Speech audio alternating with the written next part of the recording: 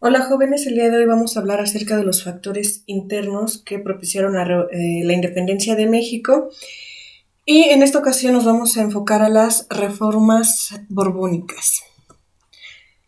Bien, ¿por qué se le van a denominar reformas borbónicas? Porque estas se realizaron dentro de lo que fue la monarquía española al interior de la Casa de Borbón, que era la familia de los reyes de España, cuando en un momento dado se trató de retomar un poquito el control y cuando por fin lograron derrotar a este Napoleón Bonaparte. Se le van a conocer como aquellas medidas y modificaciones, es decir, sí planeaban continuar con lo que es la monarquía, sin embargo, la iban a cambiar un poco para que no se volviera a repetir lo de la invasión napoleónica. Estas modificaciones solamente iban a ser posibles para lo que es el territorio de España y sus colonias. Sabemos bien que lo que sucedía en España como nación satélite, como nación imperialista, pues iba a afectar a sus territorios colonizados. Su objetivo, les repito, era modernizar España. Ellos ya consideraban que la situación en la que estaban viviendo pues era un tanto obsoleta, más que nada porque el rey tenía un poder absoluto y lo que querían era limitarlo. Por eso retoman un poco lo que fueron las ideas ilustradas. Vamos a recordar en qué consistían estas ideas. Limitar la autoridad del monarca. También se habla, por ejemplo, de una división de poderes. También se habla de la igualdad y la libertad. Estas modificaciones iban a impactar en tres aspectos, que eran en lo económico, de acuerdo a cómo se iba a obtener ahora la riqueza, si se iban a establecer impuestos o no; en lo político, cómo se iba a limitar la autoridad del rey; y en lo militar, pues obviamente cómo se iba a regular también la actuación del ejército de la realeza. Bien, dentro de las causas vamos a tener la pérdida de la hegemonía de España. Aquí lo primero que debemos aclarar es qué es lo que significa hegemonía. Cuando ustedes escuchen la palabra hegemonía, siempre se va a referir al dominio de una nación. Por ejemplo, en este caso, la hegemonía de España, cuando se dio la etapa de conquista o si nos vamos más atrás, cuando se dieron los primeros viajes de, de los viajes de expansión territorial, los viajes de Colón y demás, pues España prácticamente dominó el mundo. ¿Por qué? Pues se le consideraba como una nación fuerte, como una nación poderosa que prácticamente estaba dominando un extenso territorio, no solamente en América, sino también en África. Sin embargo, ese dominio, esa hegemonía, pues ya la estaba perdiendo, y más que nada la perdió cuando Napoleón los invade. Otra es los pocos ingresos fiscales. Ya no se estaba logrando recaudar el dinero esperado a partir de la explotación de minerales. ¿Por qué? Porque también tenemos que Inglaterra pues los pirateaba. Recuerden que Inglaterra los esperaba en la mitad de trayecto, hundía los barcos españoles y se llevaba todas las ganancias. Aquí viene también lo que es el contrabando de mercancías, más que nada las mercancías que se trasladaban de Estados Unidos para México. Y los privilegios fiscales de la iglesia, que también era algo que estaba molestando un poco a la sociedad española. Bien, las reformas políticas y administrativas se refería a la centralización del gobierno. Recordemos que los que tenían privilegios para asumir cargos políticos y religiosos de mayor peso, por así decirlo, pues eran los españoles peninsulares. Estas reformas afectaron a los criollos. ¿Por qué?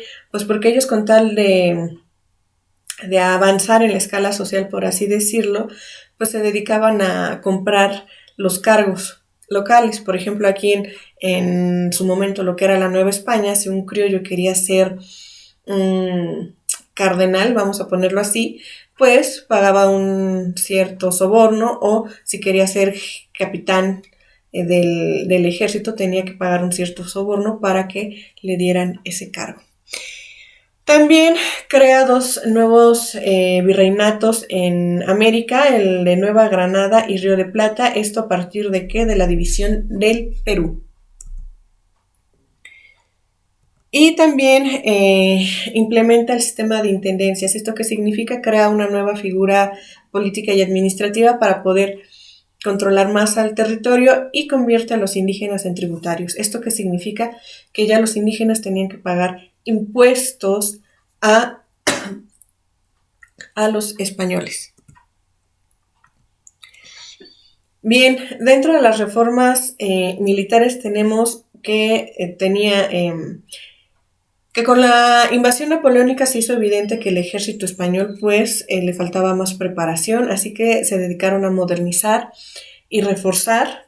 Crearon un ejército permanente prácticamente para reforzar la entrada portuaria a España, para impedir que se repitiera la situación de la invasión napoleónica. Por eso se construyen nuevas fortificaciones, no tanto para defenderse solamente de Francia, sino de otras naciones. Las reformas al clero. Bien, tenemos en primer lugar reducir la influencia en la educación. Recordemos que los que para esta época estaban facultados para formar a las personas, para enseñarlas a leer y escribir, pues en su mayoría eran los clérigos, los sacerdotes. A muchos no les gustaba esta situación porque no permitían que en un momento dado entraran de lleno las ideas de la Ilustración. Obviamente al clero de esa época no le convenía que la gente supiera que había una división de poderes, no le convenía que en un momento dado también supieran sobre los hallazgos de la revolución científica, porque para estas épocas ya también estaba la revolución científica, es decir, ya se estaba cambiando mucho el pensamiento, ¿no? Ya no era tanto una idea de explicar todo a partir de la divinidad. Incluso es a partir de la revolución científica que se empieza a cuestionar, número uno, que la Tierra sea el centro del universo, y dos, que la Tierra sea plana. Así que con estas ideas, o para que en un momento dado pudieran entrar de lleno estas ideas, pues se decide limitar la intervención de los sacerdotes en la educación, y una medida más radical es la expulsión de jesuitas en 1767. Esta congregación era una de las más conservadoras. De hecho, en la Nueva España hubo muchas denuncias en contra de los jesuitas porque se decía que ellos maltrataban mucho a los indígenas al momento de evangelizarlos. En cuanto a las reformas económicas, bueno, pues estas trataron de hacer más eficaz la recaudación de impuestos, es decir, al crearse nuevas autoridades para que pudieran ellos cobrar los impuestos, se promulga la ley de libertad de comercio, es decir, cualquiera podía comprar en un momento dado y establecer relaciones comerciales con sus vecinos y demás. Crear un tribunal de cuentas, que es lo que hoy en día podemos conocer nosotros como SAT, para ser el tribunal encargado de vigilar que realmente se cumpliera con el pago de los impuestos. ¿Cuáles fueron las consecuencias de estas reformas borbónicas? Pues que era una desventaja para los criollos. Ya les había dicho que en un momento dado, pues ellos podían acceder a mejores cargos comprándolos. También ellos se vieron afectados por las reformas económicas, tenían que pagar más impuestos, lo que hizo que en un momento dado aumentara el nacionalismo criollo, es decir, que ellos se sintieran más, con más derechos en el territorio de la Nueva España, y